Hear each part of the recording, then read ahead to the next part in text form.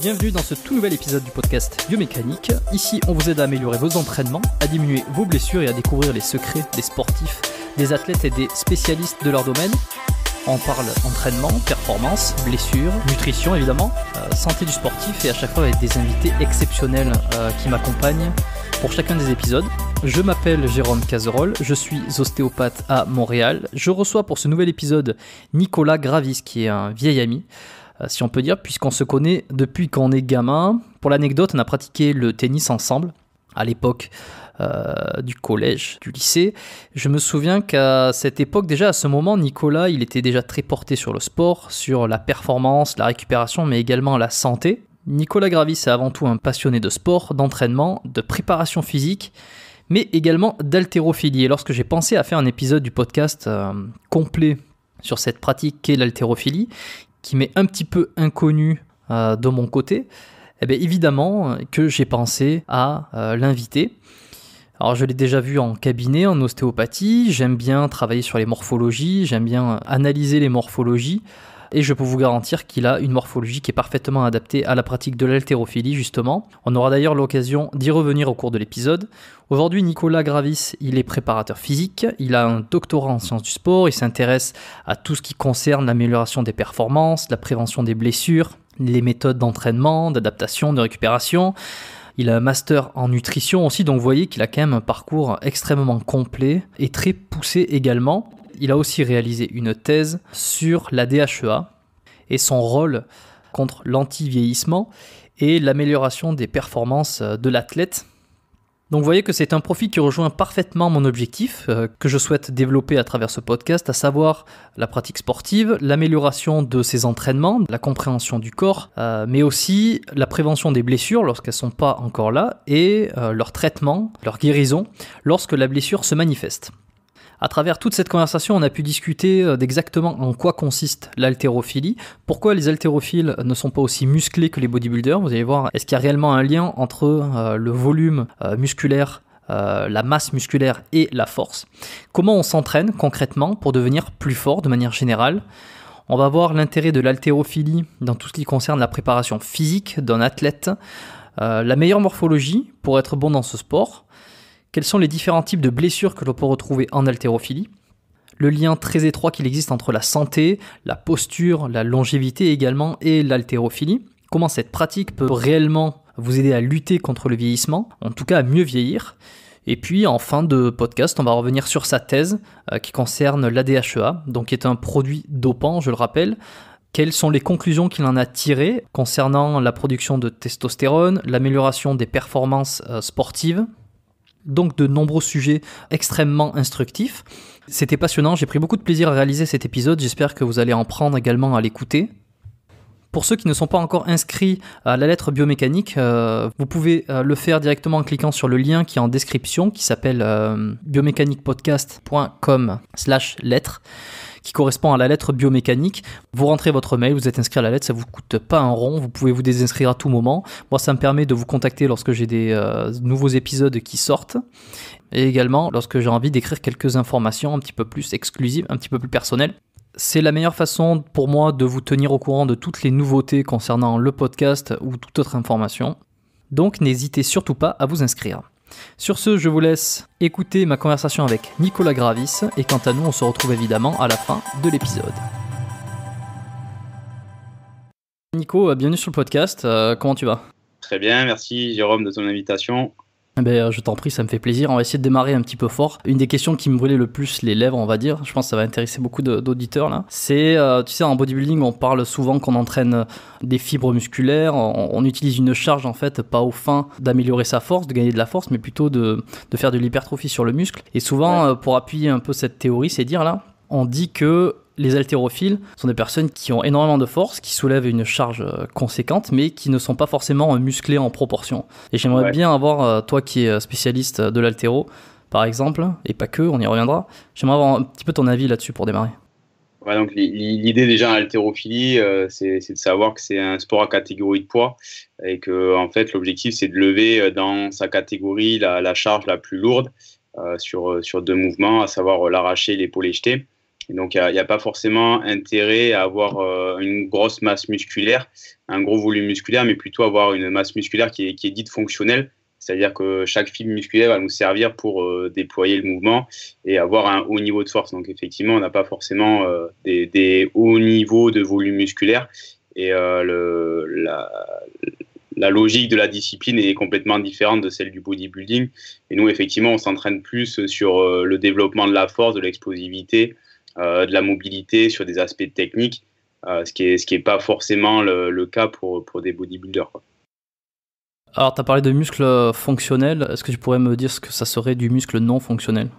Alors, en fait, c'est pas forcément le muscle, c'est ce à quoi servent la musculature, si tu veux. Nous, l'idée, c'est d'avoir des mouvements pluriarticulaires qui pourraient se rapprocher de choses que tu fais dans des disciplines sportives telles que sauter ou des mouvements de la vie quotidienne, tout simplement te lever d'une chaise, tu vois. C'est des choses qui sont fonctionnelles par rapport à ce que tu vas faire dans ta discipline ou dans la vie quotidienne, tu vois. C'est plus par rapport à ça, tu vois, quand tu fais des mouvements mono-articulaires pour t'entraîner sur du bodybuilding, pour développer de la masse, c'est pas des choses qui sont forcément fonctionnelles, tu vois. Ok, d'accord, c'est par rapport à une adaptation sur un transfert sur une autre chose en fait. Par rapport à la vie réelle, c'est ça, ouais, tout à fait. Alors, il y a une corrélation entre le muscle et la force ou pas, et à quel degré dans ce cas-là? C'est juste pour revenir un peu sur certains coachs, par exemple, qui diraient que tu peux t'entraîner avec l'extrême, ça serait t'entraîner presque le biceps avec un haltère de 2 kg, dire que rien qu'avec la force de ta pensée ou des choses comme ça, ou en faisant du volume, en fait, tu vas grossir, et ce qui voudrait dire que tu peux faire du muscle, tu peux développer un physique volumineux, en fait, sans finalement développer sa force, ce qui voudrait dire qu'il n'y aurait aucune corrélation?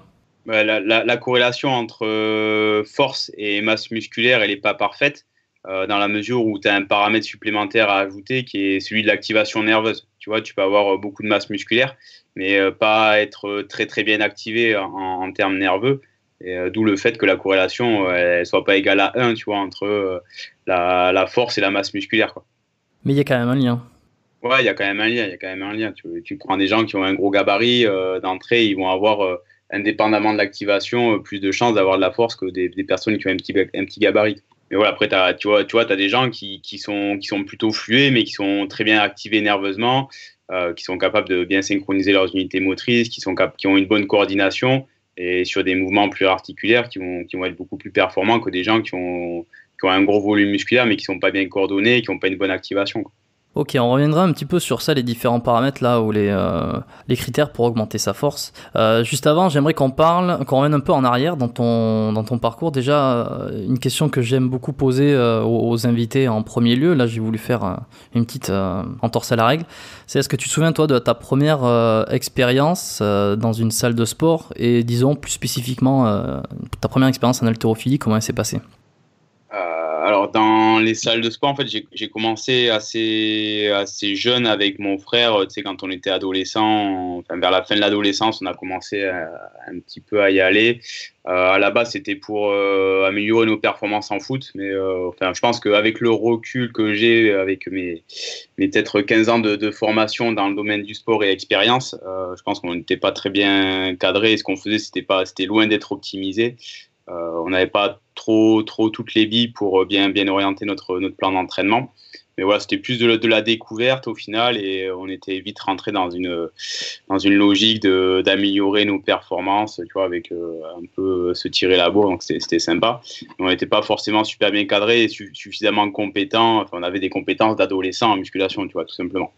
Voilà, après par rapport à l'haltérophilie, donc il faut savoir qu'en France c'est pas non plus un sport qui est très très développé.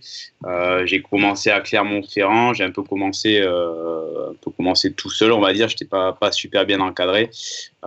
Pourquoi j'ai commencé? Parce que en fait dans mes formations de préparation physique, j'ai très vite compris qu'il y avait un intérêt de travailler en préparation physique avec cette discipline. Donc à la base, moi je voulais me rendre plus compétent dans la maîtrise de ces disciplines et au fur et à mesure je me suis un petit peu pris au jeu, tu vois. T'avais quel âge à ce moment-là? Quand j'ai commencé l'haltéro, je crois que je devais avoir 21 ou 22 ans, donc un petit peu tard, tu vois, pour espérer avoir des grosses performances. Mais l'idée pour moi c'était surtout d'avoir un outil et enfin, des compétences pour la préparation physique. Mais bon, je me suis pris au jeu au fur et à mesure et je me suis mis à faire des compétitions, etc. et avoir un niveau correct, on va dire, dans la discipline, quoi. Et tu te souviens de ta première séance?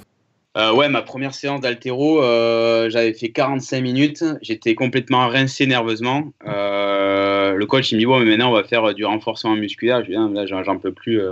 C'est pas possible, quoi. Et c'était la première fois que j'avais une stimulation nerveuse aussi importante. Et honnêtement, j'ai de suite compris qu'en termes nerveux, c'était pas du tout la même chose que de la muscu classique telle que j'avais pu la vivre depuis des années, tu vois. Ok, c'est intéressant. On reviendra sur l'aspect santé que présente l'haltérophilie, en fait, les bienfaits, parce que ça fait partie des questions que j'ai. Pour revenir, donc, toi, tu étais déjà dans un cursus de préparateur physique lorsque tu as commencé et que tu t'intéressais à l'haltérophilie. J'aimerais qu'on revienne un petit peu sur ton cursus. Il me semble que tu as fait STAPS. C'était quoi ton objectif dès le départ quand tu es là en STAPS? Alors à la base, moi je voulais faire préparateur physique dès le lycée en fait. C'est pour ça que j'ai fait une option EPS, ce qui a facilité ensuite mon intégration en STAPS et mes performances en STAPS. Après, je me suis orienté vers des DU préparation physique, optimisation de la performance par l'analyse vidéo aussi, par la nutrition. J'ai fait un master nutrition également et j'ai fait un master physio de l'exercice avant de faire ma thèse. Parce que donc dans l'idée à la base j'étais vraiment très très orienté sur la préparation physique. Après je me suis dit qu'en fait il y avait énormément de monde sur le marché et que l'aspect scientifique m'intéressait un petit peu également pour l'optimisation des performances, et c'est pour ça que je me suis lancé dans un master recherche en physio de l'exercice, et ça m'a permis de voir un petit peu l'entraînement autrement et d'avoir des compétences, je pense, que les préparateurs physiques avec un cursus classique, c'est-à-dire master entraînement classique, n'ont pas forcément. Est-ce que toi, tu voulais t'occuper d'athlète dans un sport ou une activité particulière? Ouais, à la base, moi je suis footeux, j'ai fait du foot depuis que je suis tout petit, j'adore le foot, je regarde le foot quasiment tous les jours. Donc ouais, le foot, c'est ce qui m'intéresse depuis le début et qui m'intéresse encore. Alors, je renvoie les auditeurs à écouter le podcast numéro 10, qui à l'heure actuelle, où on enregistre celui-là, il n'est pas encore sorti, mais où on parle beaucoup de la formation des coachs, la formation des préparateurs physiques entre STAPS, entre BPJEPS. C'est très intéressant, il y a beaucoup de contenu par rapport à tout ça. Donc toi, là, on voit justement que tu as fait une formation STAPS, que tu as quand même pas mal t'as un cursus assez complet sur la préparation physique. Et c'est au cours de ces études, en fait, que tu t'es rendu compte que l'haltérophilie, il fallait que tu la pratiques ou il fallait que tu t'y intéresses parce que ça avait un impact important sur peut-être la préparation des athlètes dans un sport. On va pas parler santé pour l'instant, on y reviendra plus tard, mais juste dans l'amélioration des performances et dans la préparation d'un athlète, c'est quoi le rôle de l'haltérophilie dans ce domaine-là? Alors déjà, pour répondre à ta première question, ouais, je pense que pour vraiment comprendre les bénéfices, je pense qu'il faut la pratiquer un petit peu. Honnêtement, moi, sur les 3-4 premiers mois, j'ai commencé à ressentir les bénéfices déjà en termes de mobilité. Parce que bon, j'étais comme beaucoup de footeux plutôt raide, que ce soit sur les membres inférieurs ou le haut du corps. Donc ouais, gros gain en termes de mobilité, gros gain aussi en termes de stabilité. Gros gain en termes d'explosivité. Et ça, je me souviens quand j'ai repris le foot, parce que j'avais arrêté un petit peu le foot entre-temps, pour vraiment me consacrer qu'à ça. Et j'avais arrêté le foot, je m'entraînais plus au foot et j'ai repris le foot. Et j'étais un autre joueur de foot, tu vois. J'étais largement meilleur, j'avais des meilleurs appuis, j'avais plus d'explosivité, je changeais plus vite de direction. J'étais beaucoup plus stable. J'avais même amélioré ma frappe du pied gauche parce que tu vois, j'étais devenu plus stable de mon pied droit. Donc, tu vois, des bénéfices comme ça que j'attendais pas parce que j'avais pas au final les connaissances des bienfaits de la discipline.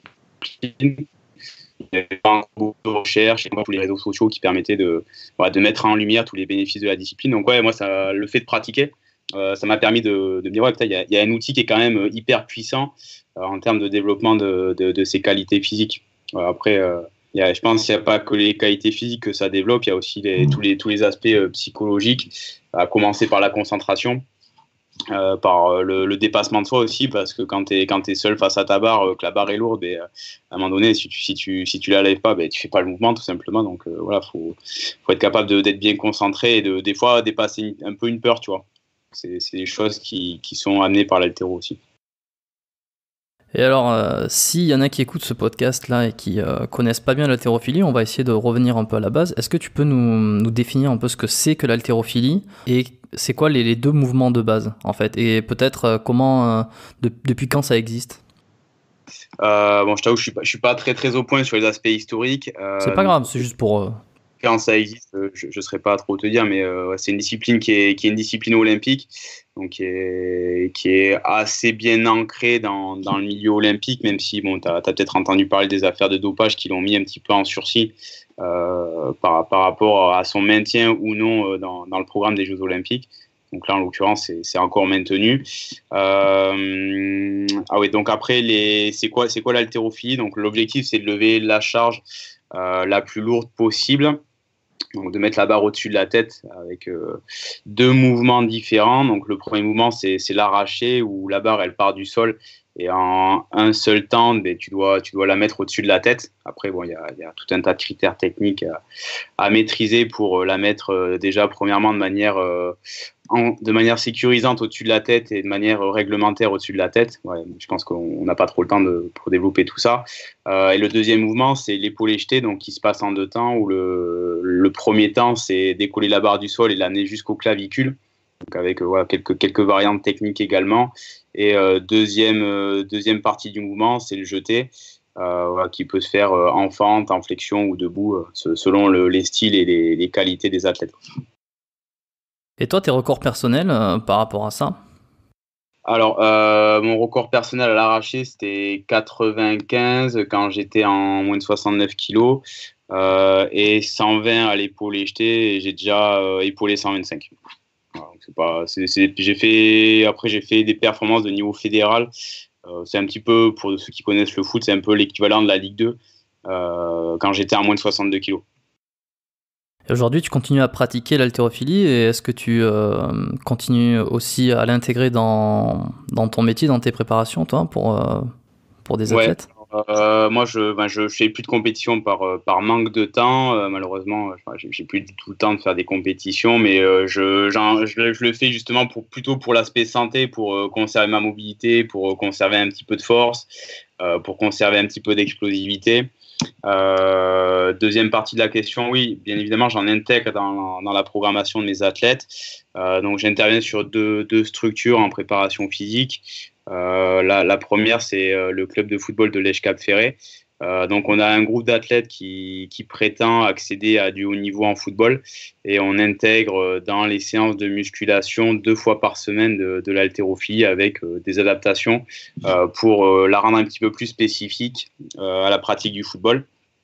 Et deuxième structure où j'interviens, c'est le pôle espoir football de Bordeaux, donc qui est une entité de la Fédération française de football. Et on en fait 2 fois par semaine également. Voilà. Chez des gamins qui ont 13-14 ans. Ok. Et ça fait combien de temps maintenant que tu es sorti des études? Alors j'ai obtenu ma thèse le 17 décembre 2018, donc ça fait 1 an, sachant que quand tu fais ta thèse, en fait, tu es déjà dans le milieu du travail et ouais, tu es rémunéré pour faire ta thèse, tu es salarié. Et ouais, j'étais également dans un club d'haltéro à ce moment-là où j'avais un peu le rôle de directeur de la performance, on va dire. Bon, alors si je comprends, pour essayer de résumer un petit peu ce qu'est l'haltérophilie et comment être performant, c'est-à-dire qu'il faut être le plus fort possible en pesant le moins lourd possible. Ouais, c'est ça. Voilà, jusque-là, c'est ça. Bien résumé, ouais. L'objectif, c'est absolument pas prendre de masse musculaire, mais c'est de prendre de plus de force. Ouais, donc ça dépend en fait, parce que des fois, tu vas pouvoir te retrouver en milieu de catégorie, tu vois. Et donc, imagine, je sais pas, tu prends par exemple la catégorie chez les hommes des 73 kilos. Si tu pèses 69 kilos, tu vois, par exemple, tu vas te retrouver dans le bas de la catégorie alors que tu vas concourir avec des gens qui vont être pile à 73. Et donc, en termes de masse musculaire, tu vas avoir un désavantage. Et par rapport à ce qu'on disait tout à l'heure en introduction, ouais, la masse musculaire, c'est quand même un facteur qui impacte la force. Donc, ouais, des fois, quand tu es sur le bas de la catégorie, soit tu fais le choix de perdre du poids, ce qui peut être parfois pas le bon business parce que tu es déjà très sec et tu n'as pas grand-chose à perdre, ou tu peux faire le choix de faire de la prise de masse musculaire pour remonter dans le haut de la catégorie. Ok, alors avant de transitionner sur la question qui allait suivre, juste personnellement, j'ai envie de te poser la question. Est-ce que tu penses qu'on peut devenir musclé sans être fort? Alors, je parle pas, je parle de... On va prendre un athlète naturel, hein, on va prendre un sportif qui est naturel, qui prend pas de produits dopants, qui est... Parce que bon, ça c'est encore sujet un petit peu à débat, tu vois, l'espèce d'entraînement sans force et qui fait développer le muscle au maximum grâce aux hormones qu'on s'injecte, enfin bref, mais un athlète, un sportif naturel, est-ce qu'il peut développer son muscle? Est-ce qu'il peut se focaliser uniquement sur son muscle et pas sa force en fait? Ou alors il y a forcément une corrélation qui va se faire, forcément une corrélation, il va être obligé à un moment donné d'aller gagner des barres de plus en plus lourdes pour prendre du muscle ou pas? Le gain de masse musculaire va te faire gagner de la force, tu vois. Et je pense je pense pas que ça soit un objectif de gagner de la masse musculaire sans gagner de la force, tu vois. Je pense que c'est mieux de gagner les deux en même temps, dans la mesure où quand tu vas pouvoir lever des barres plus lourdes, ça va être un stress supplémentaire pour le muscle. Donc ça va être quelque chose qui va te permettre d'avoir des adaptations pour le gain de masse musculaire également, tu vois. Mais tu vois, par exemple, il y en a qui diraient que il faut diminuer ses charges, il faut avoir plus d'intensité, c'est-à-dire qu'au lieu de prendre 100 kg sur ton coucher, tu vas en prendre un peu moins, tu vas prendre 70% de cette charge-là, donc 70 kg évidemment, tu vas faire plus de répétitions, plus de volume, tu vas chercher, je vais un peu dans le cliché, mais la contraction volontaire, le super lent, enfin toutes ces techniques qu'on voit un petit peu fleurir. Et en fait, j'ai l'impression que ça va un peu nous faire croire que la charge, on s'en fout complètement, on pourrait presque prendre 20 kg et faire énormément de volume et d'intensité pour finalement prendre plus de muscle qu'avec 100 kilos, quoi. Ouais, dans les aspects qui vont influencer la prise de masse musculaire, tu as l'aspect métabolique. Tu vois, donc tu as tout un tas de méthodes qui vont générer de l'acidité, qui vont avoir un impact sur le volume musculaire. Et le deuxième paramètre, après, c'est le stress mécanique. Tu vois, donc toutes les méthodes excentriques là, ont leur sens. Toutes les méthodes où tu vas passer du temps sous tension ont leur sens, avec tout l'aspect métabolique que ça induit également. Le fait de travailler avec des charges lourdes, avec des tempos ralentis, ça a son sens aussi, tu vois. L'idée c'est de créer un stress au muscle pour qu'il s'adapte. Après, effectivement, tu as des méthodes qui sont plus propices à générer du volume musculaire, d'autres qui sont plus propices à générer un gain de force sans masse musculaire. Après, bon, tu le sais comme moi, l'autre aspect important, c'est bien gérer l'alimentation pour favoriser l'adaptation en masse musculaire. Oui, bien sûr, non, mais j'ai plus ou moins une idée à chaque fois des réponses, ou en tout cas des grandes lignes, mais j'aime bien avoir confirmation, j'aime bien avoir des avis un petit peu différents comme ça, et puis quelqu'un qui pratique un autre sport que le bodybuilding là uniquement, tu vois, pour ses réponses, donc c'est intéressant, et ça me fait rebondir alors sur comment on augmente sa force finalement, sans s'occuper du muscle ou quoi que ce soit. C'est quoi les différents critères, les paramètres où on peut jouer pour devenir de plus en plus fort et soulever plus lourd? Alors, je pense que déjà, le premier paramètre qu'on oublie, c'est l'aspect technique. Tu vois, être capable de bien orienter sa force, c'est quelque chose de très, très, très important. Tu prends par exemple augmenter ta force sur un mouvement analytique, par exemple une machine guidée, c'est hyper simple, tu vois, parce que la trajectoire de barre, elle est générée par la poulie. Donc, il n'y a aucun problème sur l'aspect technique. Enfin, il y a très peu de problèmes sur l'aspect technique. Tu prends le cas d'un squat. Quand la barre elle n'est pas guidée, c'est toi qui dois générer la stabilité, et tu as tout un tas de paramètres techniques, à commencer par la pose des appuis, par l'appréhension de la barre, qui sont importantes pour que tu puisses pousser bien parfaitement dans la verticalité, tu vois. Donc le premier truc que moi je conseille aux athlètes qui veulent augmenter leur performance, tu vois, ils parlent de force sur le mouvement, mais en fait c'est la performance sur le mouvement. C'est déjà bien gérer les aspects techniques pour générer une trajectoire de barre par l'orientation des forces dans la bonne direction, tu vois. Donc ça, premier paramètre, l'aspect technique. Après, l'idée, c'est d'avoir des charges qui sont suffisamment stimulantes pour choquer ton système nerveux. Donc ouais, là, on va vers des charges qui sont lourdes, et on peut même toucher, selon le niveau des athlètes, à des méthodes qui sont encore plus choquantes, à savoir du travail excentrique, tu vois, avec des charges qui sont dites supramaximales. Si on prend comme base maximale une répétition maximale sur le mouvement, tu vois. Et physiologiquement, comment ça se passe quand on gagne de la force? Parce que quand on devient de plus en plus musclé, on s'imagine que les fibres elles sont plus nombreuses ou plus grosses. Mais au niveau de la force, qu'est-ce qui se passe entre le système nerveux et le muscle? Tu as une amélioration de la conduction avec une amélioration du recrutement des unités motrices. Tu as une meilleure inhibition du muscle antagoniste qui, du coup, va moins freiner le mouvement. Donc, ouais, c'est principalement des adaptations nerveuses. Si on parle purement des aspects force, voilà, tu as l'adaptation morphologique, mais ouais, tu as surtout l'aspect nerveux. Donc ouais, c'est amélioration du recrutement des unités motrices, amélioration de la coordination intermusculaire avec diminution de l'inhibition de l'antagoniste. Voilà, c'est des choses comme ça. Et c'est quoi la coordination intra- et intermusculaire? J'ai une idée, mais j'aimerais qu'on le définisse un peu, parce que je pense que ça peut intéresser du monde qui ne sait pas exactement à quoi ça correspond. Ben, si tu veux, c'est quand tu réalises un mouvement, tu vois, les muscles ils sont pas tous activés en même temps au même moment. Tu vois, t'as une suite logique qui va permettre le bon déroulement du mouvement. Donc en fait, tu vas devenir beaucoup plus compétent dans activer le bon muscle au bon moment, tu vois. Donc c'est ça, c'est la coordination intermusculaire. Intramusculaire, c'est quand tu prends un même muscle, c'est les unités motrices de ce même muscle qui vont s'activer de manière plus synchrone. Ok, donc si je comprends bien, pour être de plus en plus fort en haltéro et être de plus en plus fort tout court, la technique en numéro 1, c'est ce qui permettra d'utiliser le moins d'énergie pour faire ce mouvement-là et d'avoir une trajectoire qui sera la plus efficiente possible. Exactement, et la moins dangereuse, on va dire. Et la moins dangereuse, c'est ça. Et ensuite, recruter les muscles dans le bon ordre et à l'intérieur du muscle, toutes les fibres se contractent en même temps pour faire simple, on va dire ça comme ça. Ouais, on va essayer de garder simple, mais évidemment que c'est bien plus compliqué, mais ok, je trouve ça intéressant. Tu as parlé un petit peu de morphologie. Est-ce que c'est un paramètre pour toi de qualité ou en tout cas de réussite pour l'haltérophilie? Tu vois, les différentes morphologies, je sais pas si c'est quelque chose qui t'intéresse? Ouais, au début, quand j'ai commencé, moi qui suis pas très grand, qui ai plutôt des membres courts et un buste long, on m'avait dit ouais, c'est un avantage d'avoir ce type de morphologie-là. Après, honnêtement, j'ai vu des athlètes avec diverses morphologies être performants en haltérophilie et en fait, tu arrives, quelle que soit ta morphologie, à t'adapter aux contraintes de la discipline. Donc, ouais, je pense que ça peut être biomécaniquement un avantage d'avoir un morphotype plutôt avec des segments courts. Mais voilà, ça n'empêche pas de pratiquer si long sans problème, quoi.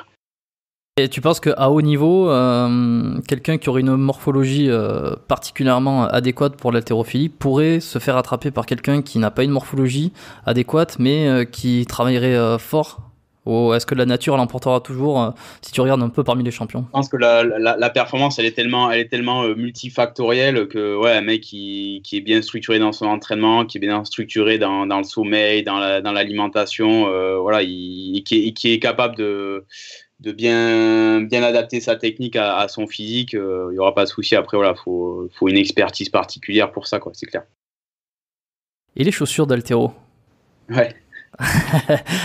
Grand débat, je sais pas si c'est un grand débat, mais grand questionnement. Est-ce que ça a un impact si important que ce qu'on veut lui donner en fait? Alors, il faut savoir ce que ça amène. Premièrement, ça amène de la stabilité. Ça, c'est important. Et bon, tu es d'accord avec moi que quand tu as un mouvement qui génère, lui, de l'instabilité, c'est bien d'avoir quelque chose qui nous aide à générer de la stabilité. Donc, en l'occurrence, les chaussures haltéro, si tu les compares à des chaussures de salle classique, elles vont être un petit peu plus larges. Donc, tu vas augmenter ton polygone de sustentation. Ça va favoriser la stabilité. Deuxième chose, elles ont une semelle qui est dure. Donc, pour la transmission des forces, c'est plus favorable. Ensuite, elles ont une petite talonnette, plus ou moins surélevée selon les modèles, ce qui va favoriser la descente en flexion. Et quand tu veux réaliser des hautes performances en haltérophilie, tu es obligé de descendre très bas sous la barre pour limiter, parce qu'au bout d'un moment, tu ne peux pas la monter plus haut que ça, la barre, donc il va falloir que ça soit toi qui passes dessous, et donc avoir un bon niveau de mobilité, et en plus quelque chose qui t'aide à descendre très bas, à savoir les talonnettes, ça va favoriser la performance. Donc ouais, ça peut être quelque chose de bien. Après, moi, tu vois, chez les athlètes qui font pas de l'haltéro, je les recommande pas forcément. Tu vois, j'aime bien qu'ils travaillent en chaussures de futsal ou en chaussures de salle classique, justement pour leur permettre de développer de la mobilité au niveau de la cheville. Voilà. Est-ce que tu recommanderais à un pratiquant lambda de musculation qui veut avoir un meilleur squat?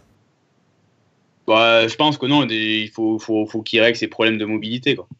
Après, tout dépend l'objectif du mec. Est-ce qu'il recherche la performance à court terme ou à long terme? Est-ce qu'il recherche la santé? Voilà, tout dépend de ce qu'il recherche en fait, quoi. S'il recherche la santé? Je pense que ça serait bien de lui recommander d'améliorer sa mobilité de cheville, tu vois, d'abord. Voilà, après, dans un deuxième temps, s'il veut faire de la performance, améliorer sa force, ouais, ça peut être un outil pour se confronter à des charges plus lourdes. Mais je pense que pour l'aspect santé, c'est déjà la charge n'est pas indispensable. Donc, d'abord régler le fait qu'il soit capable de descendre en flexion sans les chaussures d'haltéro, quoi. Ouais, c'est parfois difficile de faire la distinction entre santé et performance, parce que la frontière, c'est pas une frontière, il n'y a pas une charge type où en fait tu passes à la performance. C'est une grosse zone un petit peu floue, quoi. Ouais, non, c'est sûr. Après, des fois, on dissocie la santé et la performance. Je pense qu'un athlète en bonne santé va être un athlète performant également, quoi. Donc des fois, on a tendance à sauter des étapes et à vouloir aller vite dans la performance au détriment de la santé. Et ça, je pense que c'est à court terme, ouais, on va avoir des effets sur la performance de fonctionner comme ça, mais à long terme, le fait de sauter des étapes, je pense que des fois, c'est pas bon pour la performance. Je dis bien de long terme, quoi. Et tu as une chaîne YouTube en fait que tu as ouverte il y a quelques années où tu avais posté quelques exercices, quelques mouvements un petit peu qu'on voyait pas ailleurs à l'époque, parce que ça fait longtemps. Ouais. Ouais, j'ai trouvé ça intéressant. En préparant un peu le podcast, là, j'ai été faire un tour et j'ai vu quelques mouvements que tu proposais. Il y avait pas mal d'unilatéral, des choses en instabilité pour travailler justement la stabilité, pour renforcer la proprioception. Ouais. J'aimerais bien d'abord qu'on parle un tout petit peu de ça là, que tu nous définisses un peu ce que c'est que la proprioception, si je te prends pas de cours, et quel est l'avantage en fait de travailler en instabilité, en unilatéral par exemple, pour augmenter finalement ses performances. Ouais, donc déjà, par rapport à ma chaîne, là, j'ai plus trop le temps de m'en occuper, donc je pense que les vidéos, elles datent de il y a 4, 5, 6 ans. Donc voilà.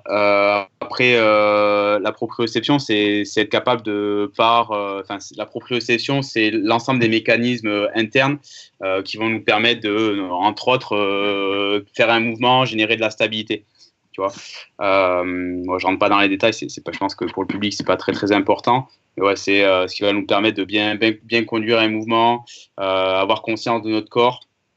Et en fait, c'est en lien avec des informations extéroceptives pour permettre de réaliser des mouvements et de se mouvoir dans un espace, tu vois. Voilà. Donc ouais, l'intérêt de travailler en unilatéral, moi j'avais fait ça par rapport à une logique de spécificité par rapport à de nombreux sports, notamment le foot, tu vois. Le fait de travailler sur un pied, c'est des choses qu'on retrouve quand on va courir, quand on va frapper dans un ballon. Donc pour développer la stabilité avec des mouvements d'haltéro, je trouvais que c'était beaucoup plus spécifique de travailler en unilatéral, tu vois. Et après, ouais, renforcer l'aspect déstabilisation de la barre, justement, c'était pour amener une contrainte supplémentaire pour demander au système neuromusculaire de s'adapter. Et ça, c'est pas uniquement valable pour l'haltérophilie, c'est valable pour tous les sports. Ou t'as remarqué qu'il y avait des sports qui étaient quand même beaucoup plus réceptifs à ce genre d'entraînement? Ouais, t'as des sports qui sont plus réceptifs. Tu vois, par exemple, j'ai travaillé avec des nanas qui faisaient de la danse et elles, dans leur discipline, elles ont beaucoup de contraintes liées à la proprioception, du fait que t'as des rotations, t'as des réceptions, t'as contact avec le partenaire, etc. T'as beaucoup d'informations qui se mélangent. Et ouais, ces athlètes-là, elles étaient très, très réceptives à ce genre de travail-là. Et au final, elles se retrouvaient bien dans pourquoi je fais pas de l'haltéro pur, pourquoi je mets des contraintes en plus, parce que ma discipline me demande d'avoir d'autres contraintes en plus, tu vois. Donc ouais, c'est très, très réceptive. Après, tu vois, dans le foot, j'en fais un petit peu, mais ouais, on est encore beaucoup dans le foot pour faire du foot, pour être bon au foot, il faut faire que du foot, tu vois. Et bon, ça change un petit peu progressivement, mais ouais, tu vois, les joueurs que j'ai là sur le pôle espoir et sur l'Èche Cap Ferré, c'est des mecs qui ont compris la logique et qui savent à quoi ça sert, tu vois.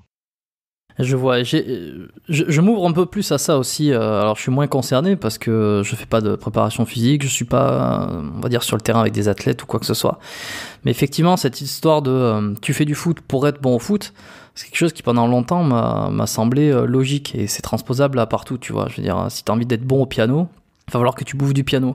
C'est pas en faisant de la guitare que tu peux t'améliorer au piano, mais joue directement du piano, ça t'ira plus vite, tu vois. Et j'ai longtemps eu cette idée Dire si tu veux être bon à cette activité ou à ce mouvement, il faut le pratiquer absolument.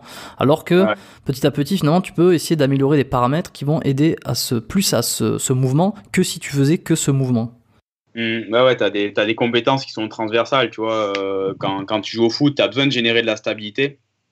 En haltéro, t'as besoin de générer de la stabilité. Quand tu fais du foot, t'as besoin de générer de l'explosivité. L'haltérophilie te permet de générer de l'explosivité. Sur certaines actions dans le foot, tu as besoin d'être très mobile pour éviter les blessures. L'haltéro te permet de développer cette mobilité-là. Voilà, tu as des transferts en fait, tu vois, entre les disciplines. Tu vois, par exemple, moi pendant très longtemps, j'ai fait du badminton, tu vois. Et là, le badminton, c'est beaucoup d'appui avec un type de travail qu'on pourrait qualifier de pliométrie, tu vois, travail de rebond. Au final, j'avais déjà développé des bons appuis grâce à cette pratique du badminton. Tu vois, donc, et en plus, je pense que quand tu es sur un contexte haut niveau, bah, tu fais déjà énormément de foot, tu fais déjà énormément de rugby selon ta discipline. Donc je pense que c'est bien des fois pour casser la monotonie de voir autre chose. Et des fois, tu as des disciplines qui sont un petit peu plus impactantes en termes, tu vois, si on prend par exemple le cas de l'haltérophilie, c'est l'une des disciplines les plus impactantes en termes de développement de l'explosivité. Donc pourquoi pas l'utiliser pour être meilleur dans le foot sur ce paramètre-là. Puisque le foot, si tu n'es peut-être pas suffisamment confronté à des tâches qui te demandent d'être très très explosives avec un volume suffisant pour développer une vraie explosivité. Tu vois ce que je veux dire ? Je vois ce que tu veux dire, mais est-ce qu'il y a des études qui sont conduites par rapport à ça ou, enfin, j'imagine que oui, dans les universités. Est-ce que il y a des statistiques qui sont faites sur certains mouvements qui améliorent pour des activités ? Des études ou toi qui as peut-être travaillé là-dedans ou... Ouais, après, bon, les études, on leur limite notamment en termes de population. Tu vois, quand on fait des études sur des méthodes d'entraînement, c'est pas tout le temps sur des athlètes de haut niveau qui sont très spécialisés dans une discipline. Donc, ouais, la question est difficile à répondre. Après, en revanche, chez des athlètes qui ont un niveau moyen, quand tu leur fais faire quelque chose qui change, en général, ils progressent, tu vois. Et donc, tu as des effets bénéfiques sur la pratique de leur discipline, de même que chez les jeunes. Tu vois, tu fais faire de l'haltéro chez des jeunes, tu vas avoir des gains qui vont être énormes sur la détente verticale.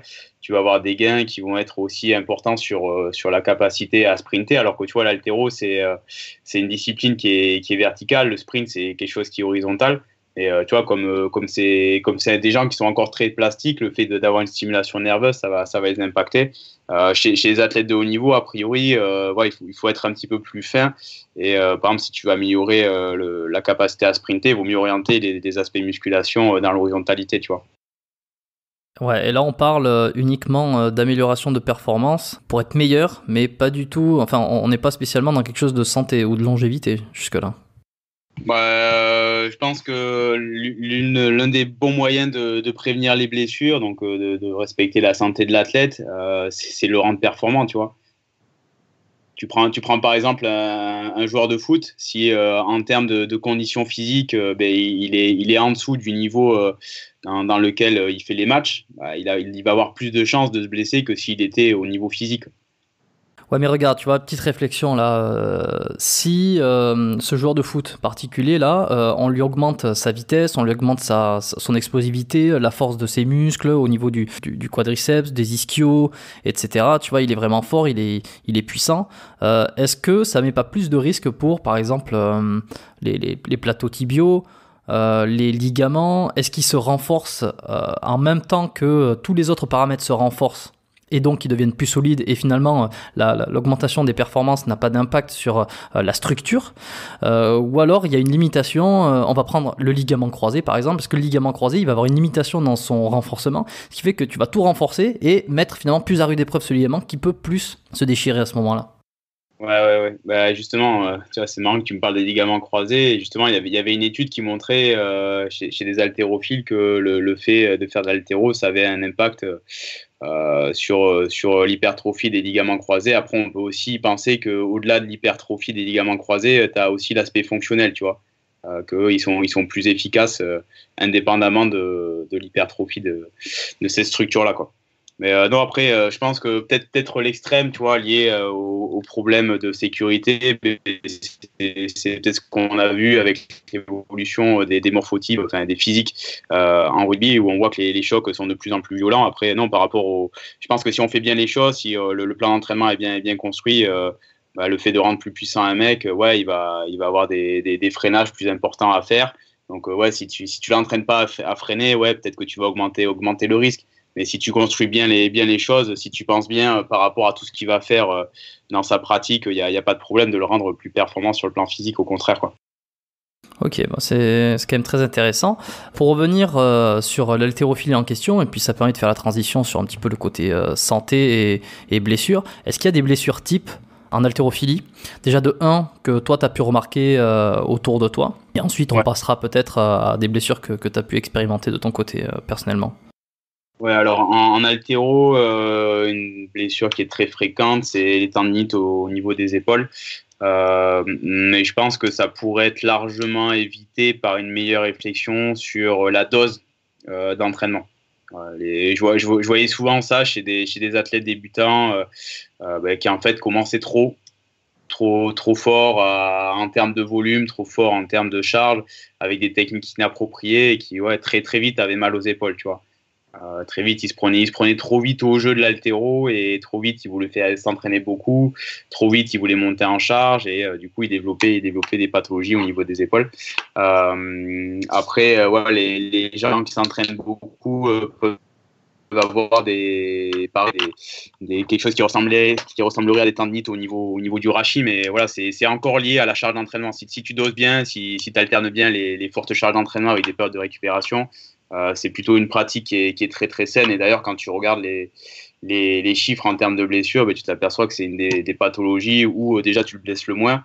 Et deuxièmement, où quand tu te blesses, ça induit très peu d'indisponibilité par rapport à tes possibilités de t'entraîner. Donc majoritairement tendinite des épaules, j'imagine peut-être tout ce qui va être supraépineux. Ouais, c'est ça. Plutôt pour résumer, c'est des blessures qui sont liées à un excès d'entraînement, tu vois. Ok, bah justement, c'est intéressant parce qu'ici, dans ce podcast-là, on essaie quand même de parler des blessures. Enfin, on essaie de parler des blessures, bien sûr, mais on essaye aussi de parler de comment éviter les blessures, ou en tout cas diminuer leur apparition et leur handicap une fois qu'elles sont là. Donc, si on pouvait donner un conseil, ça serait peut-être gérer la fréquence, en fait.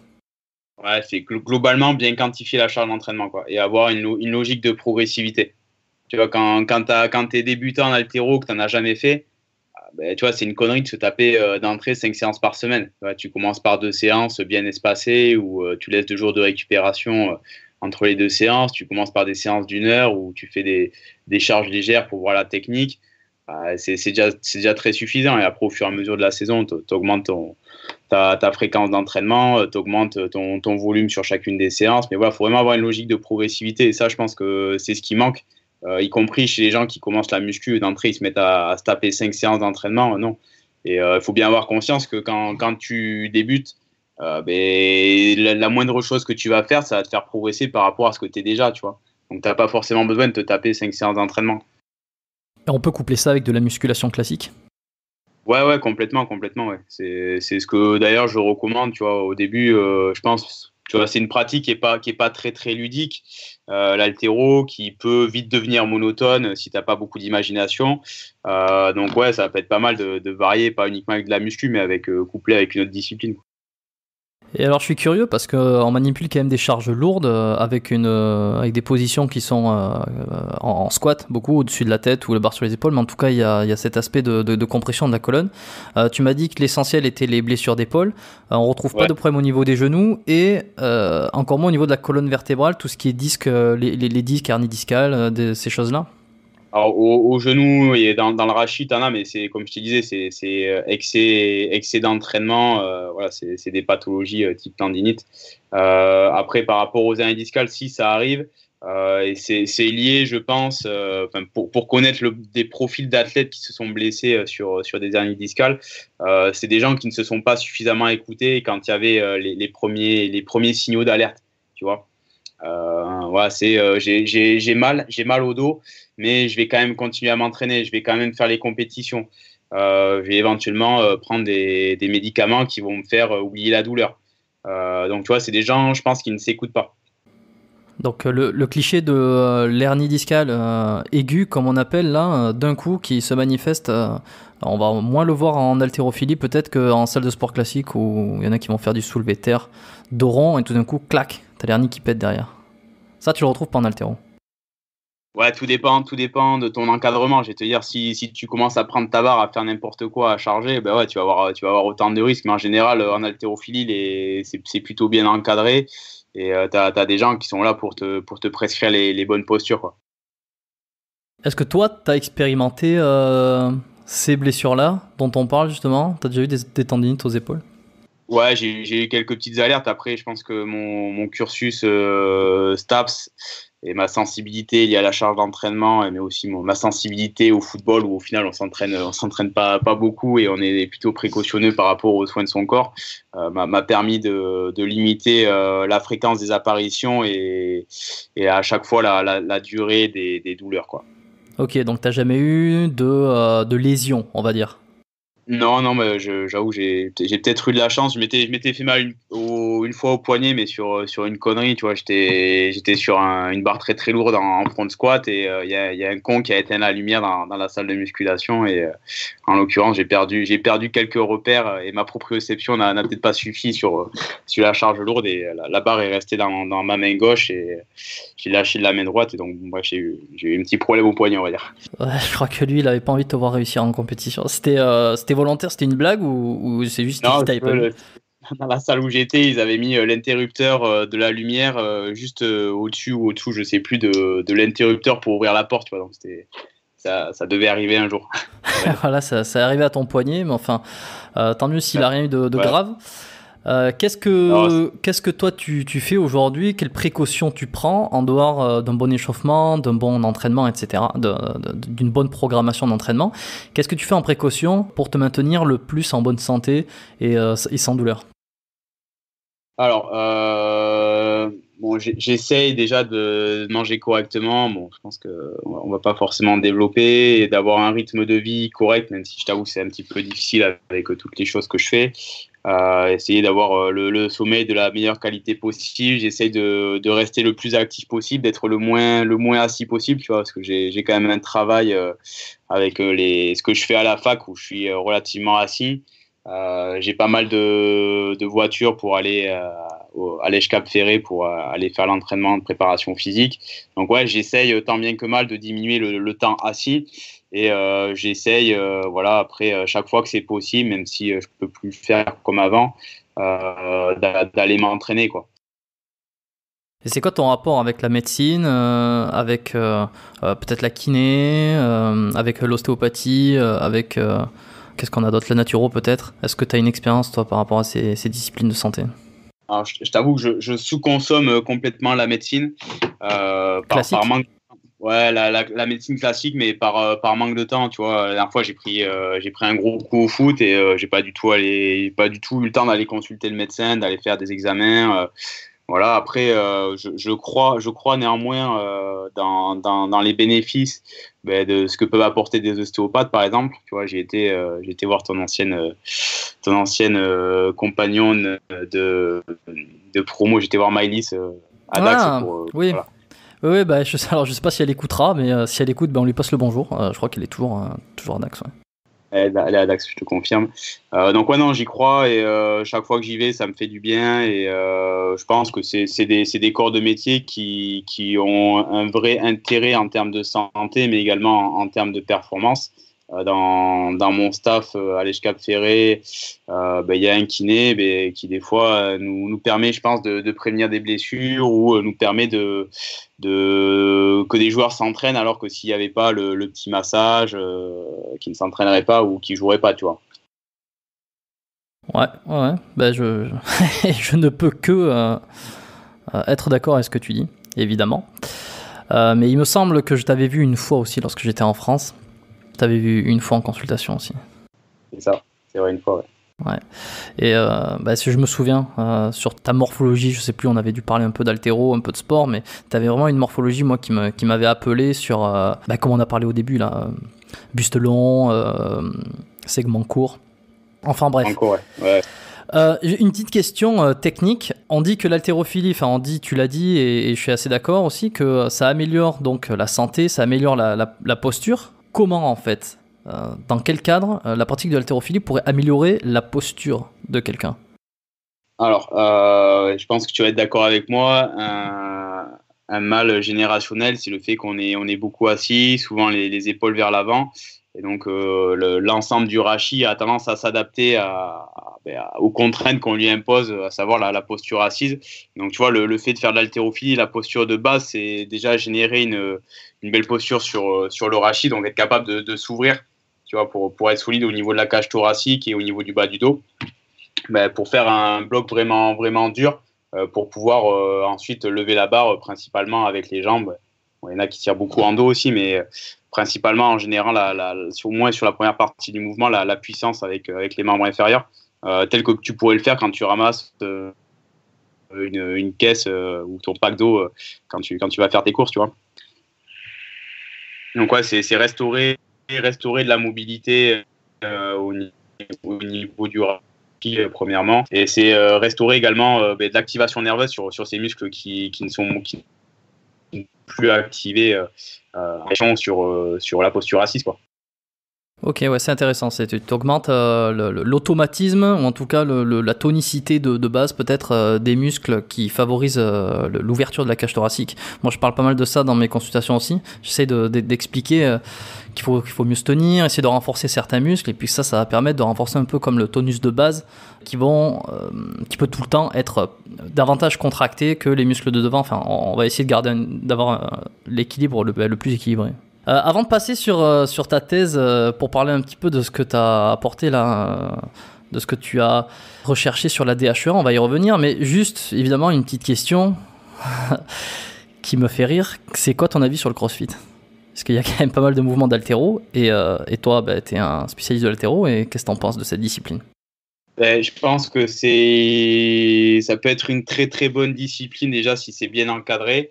Je t'avoue, j'ai côtoyé beaucoup de crossfitters et tous honnêtement, ce sont des gens qui sont passionnés, ce sont des gens qui ont la volonté de se former, et je pense que la méthodologie CrossFit fait qu'on peut bien se former en CrossFit. Après, le problème, la manière dont les pratiquants débutants s'approprient la méthode, tu vois, ils veulent comme au final commencer parfois trop vite, trop fort, avec beaucoup trop d'entraînement, beaucoup trop de charges, et c'est là où ça devient dangereux. En fait, c'est pas un problème de méthode, si tu veux, c'est plus un problème de mentalité. Quand après, tu vois, là, je trouve très bien, je fréquente une box de CrossFit à Bordeaux, et je trouve que l'ambiance qui y règne est très très motivante. Le fait de travailler en groupe, c'est motivant. Le fait d'avoir des codes qui sont propres au CrossFit, tu vois, le fait de se checker, de s'encourager les uns les autres, c'est quelque chose qui permet aux gens de pratiquer avec un petit peu plus d'envie que s'ils le faisaient tout seuls, tu vois. Donc je pense que ouais, ça a des bons côtés. Après, la variété dans les mouvements, je trouve que c'est également une très bonne chose parce que ça améliore, ça développe des compétences physiques. Tu vois, tu as parlé d'haltéro, il y a de la gym, il y a des mouvements, il y a de la course, il y a des mouvements de tirer, de pousser, être capable d'utiliser son corps, être capable d'utiliser différents engins, des pneus, des kettlebells, des haltères, enfin, ouais, être capable de monter à la corde, il y a plein de choses, tu vois. Donc, en termes de développement de compétences, en termes de gestion de différents objets, je trouve ça très, très bien. Après, voilà. Il faut être bien encadré et il faut des fois passer les étapes de débutant avant de devenir expert, et malheureusement des fois ils veulent devenir experts sans avoir franchi les étapes de débutant, et je pense que c'est là où ça devient dangereux, quoi. Parfait. Pour passer sur ta thèse que tu as soutenue donc il y a quelques années, là, il n'y a pas si longtemps il me semble, le lien entre la DHEA et la performance sportive. Ouais. Alors déjà, c'est quoi la DHEA ? Alors, la DHA, ça veut dire déhydroépiandrostérone. C'est une pro-hormone stéroïde, une molécule qui est actuellement présente sur la liste des substances interdites de l'Agence mondiale antidopage, dans la mesure où elle peut se transformer en testostérone. Et ça a été clairement montré que la testostérone a des effets positifs sur le gain de masse musculaire et impacte du coup les performances, notamment en force. Voilà. D'où le fait que l'Agence mondiale antidopage a financé une partie de ma thèse pour avoir des informations sur l'effet direct de la DHA. Alors, quels ont été tes résultats par rapport à ça et comment tu en as fait pour arriver à ces conclusions? Alors, si tu veux, donc nous, on a utilisé une dose de 100 mg par jour pendant 4 semaines chez des jeunes filles, donc c'était des jeunes qui avaient environ 20 ans et des jeunes hommes qui s'entraînaient régulièrement, mais qui n'étaient pas des sportifs de haut niveau pour toutes les raisons éthiques que tu peux imaginer. Donc, il n'y a pas eu d'effet sur les performances, il n'y a pas eu d'effet sur la masse musculaire. Mais que c'est par rapport au fait qu'il y ait eu une seule dose par jour. Donc très clairement, en fait, il y a une différence entre les effets espérés chez les hommes et chez les femmes. C'est les hommes, ils ont des taux de testostérone qui sont très importants par rapport aux femmes. Donc on n'espérait pas, et ça avait été déjà montré dans la littérature, de grosses augmentations de la testostérone chez les hommes. En gros, on a eu une augmentation, ce qui faisait que les taux chez les hommes restaient physiologiquement normaux. Alors que chez les femmes, on a eu une augmentation ça a été multiplié par 10. Donc les femmes passaient, tu vois, dans des taux supraphysiologiques. Donc on pensait avoir potentiellement, du fait de cette augmentation de la testostérone, des effets sur la masse musculaire et des effets du coup sur les performances en force, ce qui n'a pas été le cas. Mais si on s'est ensuite intéressé à la pharmacocinétique de la DHEA et de la testostérone, et on s'est aperçu en fait qu'a priori la DHEA était convertie très rapidement en testostérone avec un pic 2 heures après l'administration. Et après, les taux de testostérone redescendaient assez rapidement dans la journée, ce qui fait qu'en fait les femmes étaient exposées à des taux supraphysiologiques sur un temps trop court pour avoir un effet anabolisant, pour avoir un effet sur la masse musculaire. Ok, donc c'est pas l'hormone de demain pour devenir super balèze et super fort. En fait, ouais, ce que c'est la conclusion de ma thèse, c'est que là, on a des conclusions avec une modalité de prise, tu vois, à savoir une seule prise par jour d'une dose de 100 mg. Mais tu vois, probablement qu'on aurait des effets différents si on prenait 2, voire 3, voire 4 prises par jour de 50 ou 100 mg, tu vois. Tu vois, là, quand tu prends la molécule, tu as un pic de testostérone 2 heures après, et après, ça diminue pour revenir vers des taux normaux. Donc, en fait, quand tu prends une seule dose par jour, les taux de testostérone sont élevés, mais que sur un temps très, très court. Après, ça diminue. Et tu reviens sur des taux qui sont physiologiques. Et à ce moment-là, est-ce que ça prendrait du sens d'avoir une dose de DHEA quelques heures avant l'entraînement ou essayer de corréler le pic hormonal de testo au moment où tu vas faire ton entraînement pour peut-être exploser tes performances et faire de la surcompensation à ce niveau-là? Alors pour être bien clair, la prise de DHEA, je la recommande pas dans la mesure où c'est une substance qui est classée comme dopante. Ça induira, si jamais ils sont contrôlés, ça induira un contrôle positif. Donc voilà, je la recommande absolument pas. Après, dans une logique de santé, ça peut être un petit peu différent, surtout pour les populations vieillissantes. Ouais, il y a quelques études, notamment chez les femmes, qui montrent que ça pourrait avoir un bénéfice de faire entraînement plus DHEA. Mais aujourd'hui, la DHEA, donc, elle est commercialisée ou elle est utilisée comme médicament ou juste c'est en phase de test? C'est quoi un petit peu sa place à la DHEA? C'est très très particulier parce que si tu prends le cas des États-Unis, c'est vendu en tant que complément alimentaire. Donc tu peux la retrouver très facilement en magasin, ça, il n'y a pas de souci. Par contre, en France, c'est sur prescription médicale. Donc, tu vas avoir des gens qui ont des taux très faibles de DHEA qui vont pouvoir se faire prescrire de la DHEA, mais c'est vraiment délivrance en pharmacie liée à l'analyse de taux de DHEA et surtout sur prescription médicale, quoi. Et dans quel cas quelqu'un pourrait se faire prescrire ça? C'est quand les gens ils ont des taux très, très réduits de DHEA, tu vois, par exemple, avec le vieillissement. La plupart des gens ont une baisse assez importante des taux de DHEA. En gros, tu as ton pic qui est entre 20 et 30 ans pour faire large. Et au fur et à mesure ensuite que tu vieillis, tes taux diminuent pour en gros avoir plus que 5% quand tu arrives à 90 ans. Et ça me fait penser finalement à la TRT d'une certaine manière. Les traitements hormonaux substitutifs, c'est ça? Ouais, c'est ça, ouais. À partir d'un certain âge, notamment aux États-Unis, peut-être moins en France, tu peux te faire prescrire de la testostérone pour compenser en fait ta testostérone qui aurait diminué à partir d'un tel âge. Ça me fait penser à ça finalement, la prise de DHEA à partir d'un certain âge, non? Ouais, c'est un peu c'est le même principe, c'est pour compenser la baisse naturelle, tu vois. T'as même des chercheurs qui ont dit que comme la DHEA diminue avec l'âge et que inversement les pathologies, le diabète, l'hypertension, etc. augmentent. Et il y en a, ils ont fait un gros raccourci en disant mais le fait qu'il ait la DHEA diminue, qui explique le fait que les maladies augmentent, tu vois. Ça a été un gros argument de vente de la DHEA, notamment aux États-Unis. Mais si la DHEA se transforme en testostérone derrière, pourquoi pas prendre directement de la testostérone en fait? Pourquoi prendre de la testostérone directement? Mais ça, c'est une bonne question. Après, il est probable que la DHEA puisse avoir une action directe, indépendamment de sa conversion en testostérone ou en oestrogène.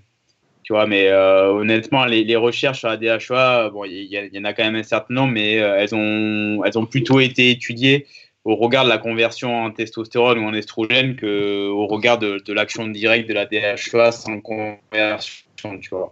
Ok. La conversion, elle est difficile contrôlable. Donc, tu vois, ça serait un peu une molécule smartphone, mais avec des difficultés à la contrôler en fonction de tes enzymes qui vont favoriser plutôt la synthèse de testo ou plutôt la synthèse d'œstrogène, tu vois.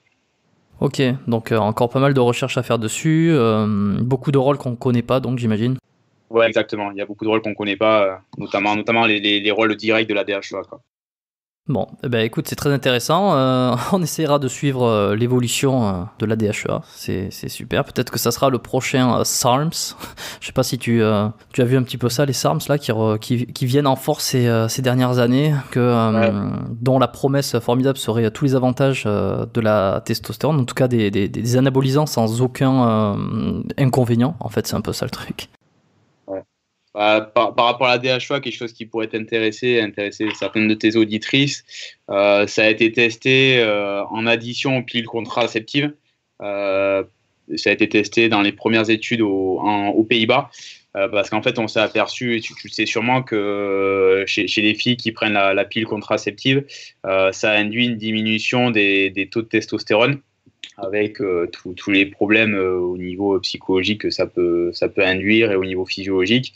Et en fait, la DHEA additionnée à la pilule contraceptive, ça permettrait de maintenir ou de restaurer les taux de testostérone à des taux normaux, tu vois. Et ça pourrait éventuellement, si on extrapole un petit peu, éviter certains effets indésirables de la pilule contraceptive. Comme des effets cardiovasculaires, par exemple? Ouais, plutôt sur les aspects psychologiques, mais ouais, psychologique, ok. Potentiellement ouais, sur les aspects cardiovasculaires aussi, ouais, mais aussi sur l'aspect masse musculaire, sur l'humeur, etc., quoi. Intéressant. Eh ben, s'il y a des filles qui écoutent le podcast, voilà, une piste à creuser peut-être. Je vous laisse aller rechercher tout ça, aller taper sur Google si ça vous intéresse. Ouais, ça, c'est sûrement la pilule de la prochaine génération de pilules.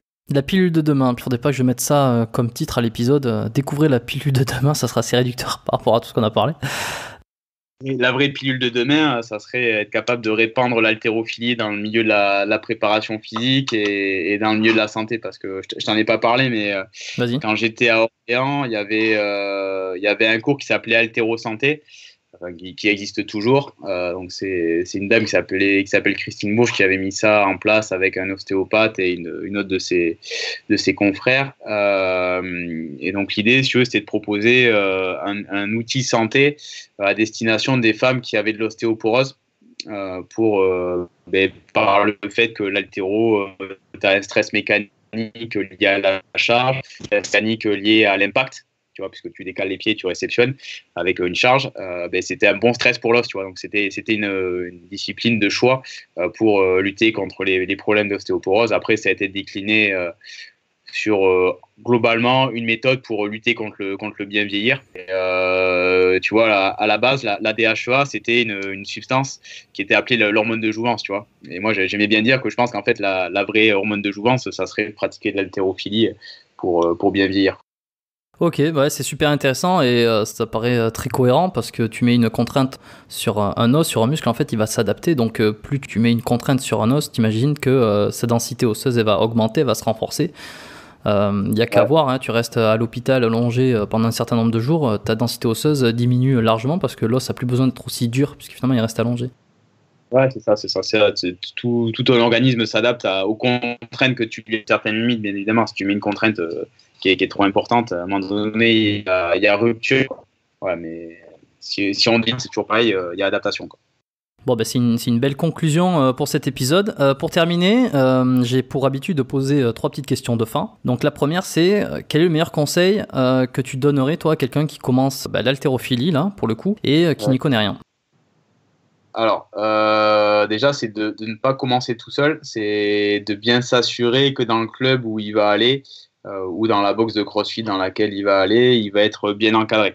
Parce que ça va être déterminant pour son apprentissage et ça va être déterminant pour sa santé et s'il veut espérer faire des performances, pour ses performances à long terme. Voilà, donc je dirais vérifier l'encadrement. Et surtout, pas vouloir commencer tout seul avec des tutos YouTube, parce que c'est vraiment l'haltéro, c'est vraiment de la sensation. Et c'est sur le moment où en étant bien corrigé qu'on va bien emmagasiner le mouvement, quoi. Deuxième petite question, est-ce que tu as eu un modèle ou un mentor dans tes jeunes années peut-être, ou qu'il est encore aujourd'hui? Ouais, j'ai deux personnes plusieurs personnes qui m'ont vraiment servi dans ma formation d'entraîneur. C'est Benoît et Bernard Michelena avec qui je travaille. Benoît, qui est le directeur du pôle Espoir Football avec lequel je travaille toujours. Bernard, c'est son père, c'était l'ancien préparateur physique des Girondins de Bordeaux. Quand les Girondins de Bordeaux ont connu leur grande gloire avec, entre autres, Aimé Jacquet comme coach. Après, ouais, j'ai eu des très bons profs à la fac qui m'ont permis de développer mes compétences et surtout de bien comprendre l'humain sur le plan de la physio et sur le plan de la psychologie, on va dire. Et enfin, troisième question, est-ce qu'il y a un livre qui t'a particulièrement marqué, que tu recommandes, qu'il soit dans le milieu du sport ou pas forcément? Ouais, j'ai bien aimé La semaine de 4 heures, je sais pas si tu l'as lu. De Tim Ferriss, oui. Ouais, de Tim Ferriss où ouais, il parle de tout un tas de choses liées à l'organisation au final, tu vois, pour économiser du temps. Mais je pense que quand tu es bien organisé dans ta structuration de l'entraînement, tu t'économises et au final, tu deviens plus performant, quoi.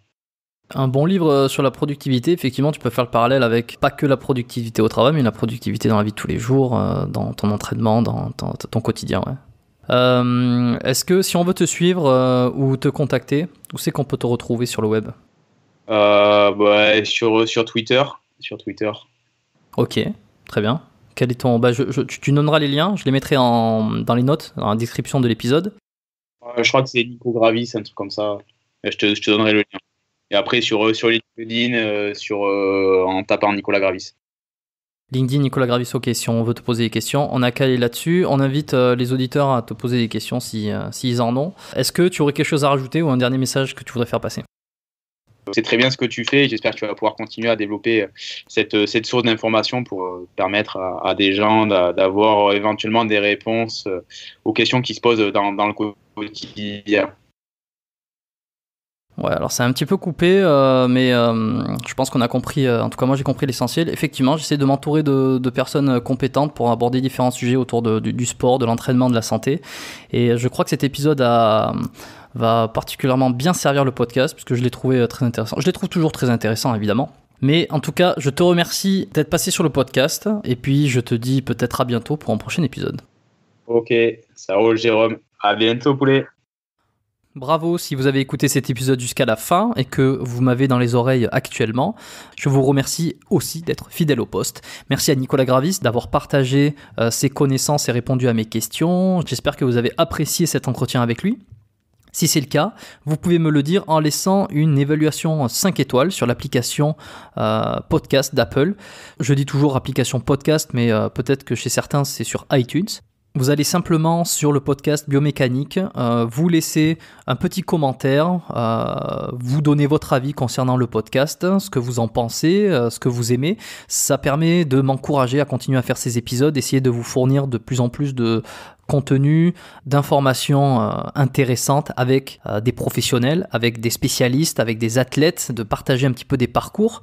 plus vous serez nombreux à me donner des évaluations, à me faire part de vos retours concernant le podcast, plus je pourrai aller questionner, interviewer et aller chercher des invités de plus en plus peut-être prestigieux, moins accessibles, plus connus, peut-être sur des sujets différents et tout aussi intéressants. Donc n'hésitez pas à soutenir le podcast juste de cette façon, ça prend quelques minutes. Si vous n'utilisez pas l'iPhone pour écouter ce podcast, vous pouvez, si vous connaissez quelqu'un dans votre entourage qui a un iPhone, juste emprunter-lui 5 secondes. Peut-être un petit peu plus que 5 secondes pour laisser une évaluation et un commentaire sur l'application. Ou alors inscrivez-vous à la lettre, vous pourrez directement me répondre au mail que j'envoie et si vous souhaitez me faire part de quelques réflexions ou de quelques idées pour de futurs épisodes. Ou simplement laissez-moi un commentaire ou une évaluation sur l'application avec laquelle vous écoutez ce podcast. Voilà, je ne vous embête pas plus. Je rappelle peut-être une dernière fois, vous avez le lien de la lettre biomécanique. Si vous voulez vous inscrire, c'est gratuit. Vous regardez dans les notes de l'épisode, vous retrouverez le lien pour accéder à la lettre biomécanique et également toutes les références mentionnées au cours du podcast. Voilà, c'est la fin de l'épisode. Je vous retrouve très bientôt pour un prochain podcast et je vous souhaite une excellente semaine. Merci d'avoir écouté jusqu'ici, à très bientôt dans un prochain épisode du podcast Biomécanique. Ciao.